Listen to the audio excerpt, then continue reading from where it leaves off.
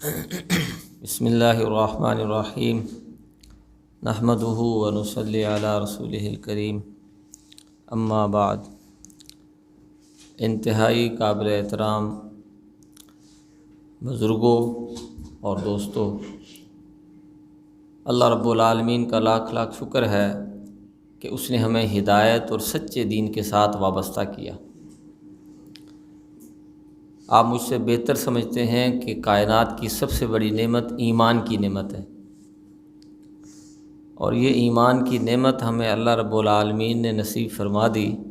اس پر اللہ رب العالمین کا شکر ادا کرنے کی ضرورت ہے کہ ہم شکر ادا کیا کریں روزانہ کی بنیاد پر کہ یا اللہ تیرا شکر ہے، تو نے ایمان والی دولت ہمیں نصیب فرما دی۔ اور پھر دوسری خوش قسمتی یہ کہ اس ایمان والی نعمت کو حاصل کرنے کے لیے کوئی محنت بھی نہیں کرنی پڑی، ماؤں کی گود میں ہی نصیب ہو گئی ہے۔ پیدا ہوتے ہی ماؤں کی گود میں اللہ کی توحید کی آواز کانوں میں لگ گئی، اور آقا کریم صلی اللہ علیہ وسلم کی رسالت کی آواز کانوں میں لگ گئی۔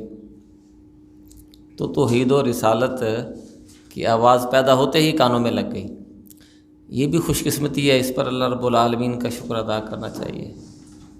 ورنہ آج کتنی ہی انسانیت ہے جو کفر و ضلالت کے ان گندے جوہڑوں میں ڈوبی پڑی ہے۔ تو یہ اللہ کا شکر ادا کرنا ہے کہ ہدایت کی نعمت اللہ نے نصیب فرمائی ہے۔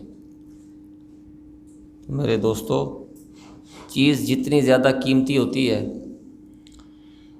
اس کی حفاظت کی بھی اتنی زیادہ فکر کرنے کی ضرورت ہوتی ہے۔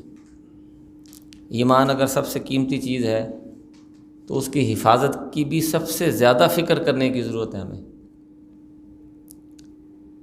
ہم جس چیز کو قیمتی سمجھتے ہیں، اپنی گاڑی کو قیمتی سمجھتے ہیں، لاک لگاتے ہیں، فوری چیک کرتے ہیں سارے دروازے، کوئی دروازہ کھولا تو نہیں رہ گیا۔ اپنی زمین جائیداد کے کاغذوں کو قیمتی سمجھتے ہیں، اسے سنبھال کے لاک میں رکھتے ہیں، فائلیں بنا کے رکھتے ہیں۔ جس چیز کو قیمتی سمجھتے ہیں اسے سنبھال کے رکھتے ہیں۔ تو ایمان جو اتنی قیمتی نعمت ہے، اور اس ایمان کے بارے میں ہمیں یہ بتایا بھی گیا ہے کہ یہ ایمان گھٹتا بھی ہے، بڑھتا بھی ہے، اور اللہ نہ کرے یہ ایمان چھن بھی جاتا ہے۔ یہ اتنی بڑی نعمت جو ہمیں ملی ہوئی ہے، اس کے چھننے کا خطرہ بھی موجود ہے۔ ہمیں اطلاع دی گئی ہے کہ خبردار رہیں، اتنی بڑی نعمت تمہیں دی جا رہی ہے، ایمان، اللہ کی پہچان، اللہ کا تعارف اور رسول کریم صلی اللہ علیہ وسلم پر ایمان، یہ اتنی بڑی نعمت جو دی جا رہی ہے، اس کے چھننے کا خطرہ موجود ہے اور موجود رہے گا ہمیشہ، اور مرتے دم تک خطرے کی تلوار لٹک رہی ہوتی ہے اس کی حفاظت کی بھی۔ اب اس وقت ہم جس کورس کا آج آغاز کرنے لگے ہیں، وہ ایمان کو خراب کرنے والا جو وائرس ہے نا، اس کے متعلق ہم نے مذاکرہ کرنا ہے۔ یہ جو فتنہ ہے نا، دیکھیں فتنوں پہ آپ مجھ سے زیادہ پڑھے ہیں ماشاءاللہ، مجھ سے زیادہ آپ کا مطالعہ ہے، مجھ سے زیادہ آپ تعلیم یافتہ ہیں۔ فتنوں کی اتنی اہمیت ہے، یعنی اپنی امت میں پیدا ہونے والا، بعد میں آنے والے اس وائرس کی خبر آقا کریم صلی اللہ علیہ وسلم نے بہت سی جگہ دی ہے۔ بلکہ آپ حدیث مبارکہ کی کوئی کتاب بھی اٹھائیں گے، اس میں آپ کو باب الفتن موجود ملے گا۔ باب الفتن، فتنوں کا بیان۔ تو یہ فتنہ وہی وائرس تو ہے جو ایمان کو خراب کرنے والا ہے۔ یہ وائرس اعمال نہیں چھینتا، اعمال ختم نہیں کرواتا۔ انسان اعمال کر رہا ہوتا ہے، اچھے اعمال، نیکیاں، خیر کے کام، یہ کر رہا ہوتا ہے، لیکن ایمان چھین لیتا ہے یہ وائرس۔ یہ فتنہ ایمان خراب کروا دیتا ہے۔ تو آج ہم نے جس 2 دن کے کورس کا آغاز سلسلہ آج شروع کیا ہے، یہ اسی فتنے پہ ہی مذاکرے ہیں۔ خیر کی باتیں تو آپ علماء سے، ماہرین سے سنتے ہی رہتے ہیں ساری زندگی۔ اس وقت یہ جو ہمارا سیشن ہے، یہ جو کورس ہے، یہ ان فتنوں کو جاننا ہے، اس وائرس جو ہے جو ہمارے ایمان کو خراب کرنے والی چیز ہے۔ آپ دیکھیں گے آگے چل کے یہ بات آئے گی کہ جو لوگ اس فتنے میں مبتلا ہیں، وہ نیکیاں کر رہے ہیں، خیر کے کام کر رہے ہیں، عبادات بھی کر رہے ہیں، لیکن اس فتنے نے ان سے کیا چھینا ہے؟ ایمان چھینا ہے۔ تو اس لیے فتنوں سے بچنے کے لیے تدابیر اختیار کرنا، اللہ سے دعا بھی کرنا، اور اس فتنوں کی پہچان کرنا اور دوسروں کو آگاہ کرنا، یہ ہماری ذمہ داری ہے۔ اور شروع سے یہ ذمہ داری صحابہ کرام نے بھی ادا کی ہے، بڑے بخوبی آسان انداز سے ادا کی ہے۔ بعض صحابہ کا تو اس میں بہت زیادہ ذوق تھا فتنوں سے متعلق جاننے کا۔ میں ایک دفعہ ہمارے پاکستان کے ایک بڑے مذہبی اسکالر ہیں، ان کے ساتھ سفر کر رہا تھا، تو میں نے کہا چلو ایک بہت بڑے بزرگ کے ساتھ سفر کا موقع ہے تو کوئی نہ کوئی جو باتیں ذہن میں صحیح نہیں کھل رہی ہوتی چلیں، کچھ سوالات کرتے رہتے ہیں۔ رستے میں نے ایک سوال کیا، دوسرا سوال کیا، تو حضرت آگے بیٹھے تھے، تو پیچھے مڑ کے وہ بیٹھ کے منہ کر کے کہتے تمہارا تو حذیفی ذوق ہے۔ مجھے نہیں پتہ تھا اس سے پہلے یہ حذیفی ذوق کیا ہوتا ہے، مجھے کہتے تمہارا ذوق حذیفی ذوق ہے۔ میں نے کہا حضرت وہ کیا؟ تو فرمانے لگے کہ حضرت حذیفہ رضی اللہ تعالیٰ عنہ ایک صحابی رسول تھے، وہ خود بھی لکھتے ہیں، حدیث مبارکہ انہوں نے سنائی، اس وقت اس کا حوالہ مجھے یاد نہیں لیکن انہوں نے سنائی حضرت نے، انہوں نے کہا حضرت حذیفہ رضی اللہ تعالیٰ عنہ لکھتے ہیں کہ دوسرے صحابہ رسول پاک صلی اللہ علیہ وسلم سے خیر کی باتیں پوچھا کرتے تھے، لیکن میں ہمیشہ شر کے متعلق سوال کیا کرتا تھا، شر کے متعلق جانا کرتا تھا، اور فتنوں کے باروں میں فتنوں کے متعلق جانا کرتا تھا، سوال کیا کرتا تھا۔ تو انہوں نے پھر وہ تفصیل بتائی کہ کس طرح مختلف صحابہ کے کس طرح ذوق تھے، اور پھر وہ بعد میں پورے شعبے بن گئے۔ تو یہ بھی ایک ذوق کی بات ہوتی ہے کہ ہم فتنوں سے متعلق آگاہی حاصل کریں اور پھر دوسروں کو بھی خبردار کریں، اس فتنوں کے متعلق بتائیں۔ تو میرے محترم، اس وقت ہم اسلامی عقائد میں جو ایک بنیادی عقیدہ ختم نبوت ہے، اس پر ہم کچھ باتیں کریں گے کہ یہ عقیدہ ختم نبوت کیا ہے جو اس امت مسلمہ کو نصیب ہوا۔ قرآن مجید کی تقریباً علماء نے لکھا ہے کہ 100 آیات مبارکہ ہے جن سے یہ عقیدہ ثابت ہوتا ہے، عقیدہ ختم نبوت، اور 210 کے قریب احادیث مبارکہ ہیں جہاں سے ہمیں یہ عقیدہ ملتا ہے کہ آقا کریم صلی اللہ علیہ وسلم پر آ کر نبوت کی تکمیل ہو گئی، نبوت کا سلسلہ آپ صلی اللہ علیہ وسلم پر آ کر مکمل ہو گیا۔ یعنی انبیاء کی فہرست میں آخری نام محمد الرسول اللہ صلی اللہ علیہ وسلم کا ہے۔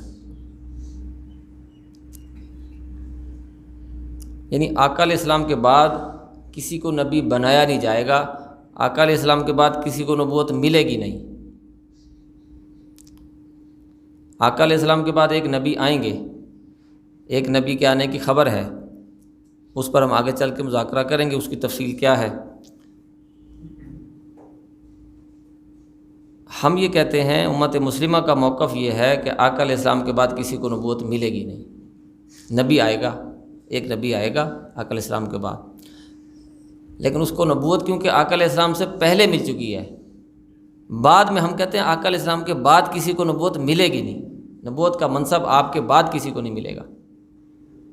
بس اتنا سا فرق ہے، اور اتنے سے فرق کو ہم نے سمجھنا ہے۔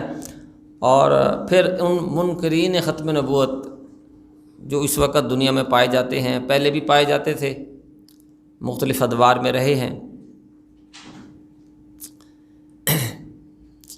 عقیدہ ختم نبوت جہاں آقا کریم صلی اللہ علیہ وسلم نے اور قرآن مجید میں اتنی واضح آیات اور آپ صلی اللہ علیہ وسلم کی اتنی احادیث مبارکہ ابھی ہم انشاءاللہ پڑھیں گے، اتنی تفصیل کے ساتھ ہمیں بتایا گیا کہ نبوت کا دروازہ بند ہو گیا، نبوت ملنا بند ہو گئی، ساری باتیں، لیکن اس کے باوجود ہمیں آقا کریم نے خود ہی خبر دی کہ میرے بعد میری امت کے اندر ایسے لوگ آئیں گے، میری امت کے اندر ایسے لوگ اٹھیں گے کہ جو نبوت کا دعویٰ کریں گے۔ ایک حدیث مبارکہ میں 30 کے الفاظ ہیں کہ بھی 30 ایسے جھوٹے آئیں گے کہ جو نبوت کا دعویٰ کریں گے۔ تو آپ دیکھ لیں کہ آقا کریم صلی اللہ علیہ وسلم کے جو آخری وقت تھا، آخری وقت میں 4 لوگوں نے دعویٰ کیا، نبوت کا دعویٰ کیا انہوں نے۔ مسیلمہ کذاب تھا، اس نے نبوت کا دعویٰ کیا، آقا کریم صلی اللہ علیہ وسلم کے دور کا آخری وقت ہے۔ اسود انسی نے کیا، طلحہ اسدی نے کیا، اور سجا نامی ایک خاتون نے کیا۔ ان 4 لوگوں نے نبوت کا دعویٰ کیا۔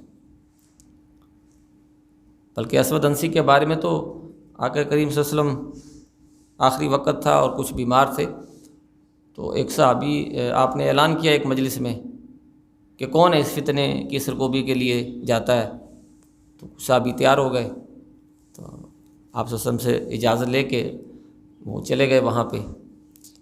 تو اسود انسی اپنے انجام کو پہنچ گیا، وہ فتنہ ختم ہو گیا۔ اور مسیلمہ کذاب تھا، وہ رسول اللہ صلی اللہ علیہ وسلم کی رسالت کی بھی گواہی دیتا تھا کہ محمد رسول اللہ بھی اللہ کے رسول ہیں اور میں بھی اللہ کا رسول ہوں۔ اس نے اپنا ایک نمائندہ بھی بھیجا تھا رسول پاک صلی اللہ علیہ وسلم کے پاس کہ کچھ مذاکرات کر لیتے ہیں، ہم کچھ طے کر لیتے ہیں آپس میں کہ کچھ علاقے کی نبوت آپ کے لیے ہو جائے گی، کچھ علاقوں کی طرف میں نبوت کر لیتا ہوں۔ اس نے نبوت کو ایک حکمرانی سمجھی کہ ابھی اس کو علاقے تقسیم کر لیتے ہیں، تو اس کا نمائندہ آیا آقا علیہ السلام کے پاس، آپ نے اس کو بڑی سختی سے رد فرما کے اس کو واپس بھیج دیا، کہا کہ سفیر کا قتل کرنا آداب کے خلاف ہے، تو اس لیے ورنہ یہاں کام خراب ہو جاتا ہے، تو وہ واپس چلا گیا۔ لیکن ایک صحابی رسول حضرت حبیب بن زید رضی اللہ تعالیٰ عنہ، وہ اس کے کچھ لوگوں کے پاس قید ہو گئے۔ مسیلمہ کذاب کے لوگوں نے انہیں گرفتار کر لیا، پکڑ لیا، مسیلمہ کے پاس لے گئے، لیکن اس ظالم نے لحاظ نہ کیا۔ اس صحابی رسول جو پہلے شہید عقیدہ ختم نبوت کے تحفظ کے پہلے شہید ہیں، حضرت حبیب بن زید غالباً انصاری صحابی تھے رضی اللہ تعالیٰ عنہ۔ مسیلمہ نے اس سے پوچھا کہ کیا تم محمد رسول اللہ صلی اللہ علیہ وسلم کی رسالت کی گواہی دیتے ہو؟ اس نے کہا ہاں بالکل، محمد رسول اللہ صلی اللہ علیہ وسلم اللہ کے رسول ہیں، میں گواہی دیتا ہوں۔ تو اس نے کہا تم یہ بھی گواہی دیتے ہو کہ میں بھی اللہ کا رسول ہوں؟ تو اس نے جو جملہ بولا، اس نے کہا مجھے سنائی نہیں دیا، میرے کان یہ بات سننے سے قاصر ہیں۔ اس نے کہا شاید ان کو سمجھ نہیں آئی۔ دوبارہ اس نے پوچھا کیا کہ تم محمد رسول اللہ صلی اللہ علیہ وسلم کی رسالت کی گواہی دیتے ہو؟ صحابی رسول نے کہا ہاں بالکل، میں محمد رسول اللہ کے رسول ہونے کی گواہی دیتا ہوں۔ پھر اس نے کہا کیا تم مجھے بھی رسول مانتے ہو، میرے بھی رسول ہونے کی گواہی دیتے ہو؟ اس نے کہا میں نے سنا ہی نہیں ہے، میرے کان سننے سے قاصر ہیں۔ اس نے پھر تیسری دفعہ کہا، 3-4 دفعہ جب اس نے یہ کہا اور صحابی رسول کا یہی جواب پایا کہ میرے کان یہ بات سننے کے قاصر ہیں کہ رسول اللہ کے بعد بھی کوئی رسول، اور وہ ساتھ ساتھ جسم کے اعضاء کٹواتا گیا۔ مثلا اس نے ایک بازو کٹوایا اور پھر پوچھا یہی بات، صحابی نے پھر وہی جواب دیا۔ دوسرا بازو کٹوایا، صحابی نے پھر وہی جواب دیا۔ پھر اس کی ٹانگ کٹوا دی، صحابی پھر پوچھا، پھر وہی جواب کہ میرے کان تو سننے سے قاصر ہیں۔ یہ بات، یہ جو تم مجھ سے اگلوانا چاہتے ہو، جو مجھ سے تم پوچھنا چاہتے ہو، میرے تو کان سننے سے ہی قاصر ہیں۔ تو یہ پہلے شہید ہیں، عقیدہ ختم نبوت کے تحفظ پہ اپنی جان ٹکڑے ٹکڑے کروا دی انہوں نے، لیکن اس عقیدے پہ آخری وقت تک اس بات کی شہادت دے کے گئے کہ محمد رسول اللہ صلی اللہ علیہ وسلم اللہ کے آخری نبی و رسول ہیں، آپ کے بعد نبوت کا دروازہ بند ہے۔ تو اسی طرح میرے محترم دوستو، یہ 4 لوگ تھے۔ آقا علیہ السلام ہم سے رخصت ہو گئے تو ابو بکر صدیق رضی اللہ تعالیٰ عنہ نے لشکر بھیجا جس میں صحابہ کرام تھے، سارے صحابہ تھے، اور یمامہ یہ بہت بڑا قبیلہ تھا۔ مسیلمہ کذاب کوئی چھوٹی موٹی پارٹی نہیں تھی، بہت بڑی کمپنی تھی، یعنی بہت بڑا اس کا قبیلہ تھا، طاقتور قبیلہ تھا۔